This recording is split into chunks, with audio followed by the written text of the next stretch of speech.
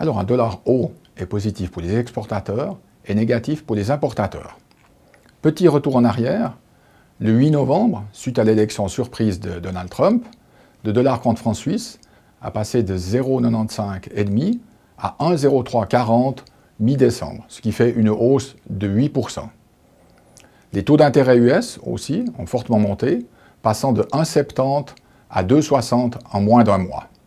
Alors, il faut savoir que le budget des entreprises est en général fixé le dernier trimestre de l'année précédente. Je prends un exemple d'un exportateur. Il va fixer un cours comptable du dollar contre franc suisse. Mettons qu'il a des encaissements pour 2 millions de dollars. Il doit se couvrir contre une baisse du dollar contre franc suisse. S'il vend ces dollars plus haut que 1, ça lui procurera un gain comptable. Si c'est en dessous du 1, ça sera une perte comptable.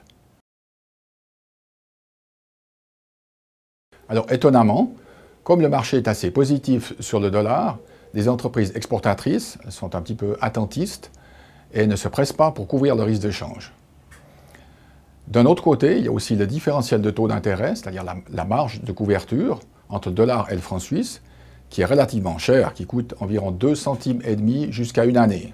C'est-à-dire l'entreprise qui veut se couvrir contre une baisse du dollar sur une année, si on prend un cours spot de 1,00, ça lui fera un cours de vente à terme à une année de 0,9750. Néanmoins, certains clients ont quand même effectué des couvertures de change par le biais d'opérations à terme ou par le biais de stratégies optionnelles, c'est-à-dire qu'elles ont acheté une assurance pour se couvrir contre une baisse du dollar, moyennant le paiement d'une prime, évidemment.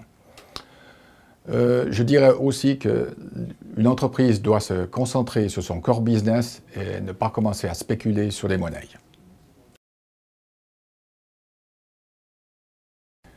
Alors, au niveau évolution du dollar, comme le marché anticipe 2 à 3 hausses de taux pour cette année, notre établissement voit un dollar à 1,05 environ pour cette année. Il y a aussi une étude qui a été effectuée par Bloomberg auprès de 50 établissements bancaires, où aussi la moyenne, on voit un dollar à 1,04. Me concernant, je suis un petit peu moins optimiste, parce que je trouve que le marché anticipe tellement les prévisions que les investisseurs sont déjà positionnés à la hausse. Alors, tout d'abord, elles doivent définir un processus au sein de l'entreprise en matière de couverture de change. Deuxièmement, elles doivent identifier les risques. Troisièmement, elles doivent mettre en place les stratégies de couverture. Quatrièmement, elles doivent avoir un suivi du risque et des révisions des besoins. En conclusion, et j'aime à le répéter, si vous ne vous protégez pas, vous prenez un risque.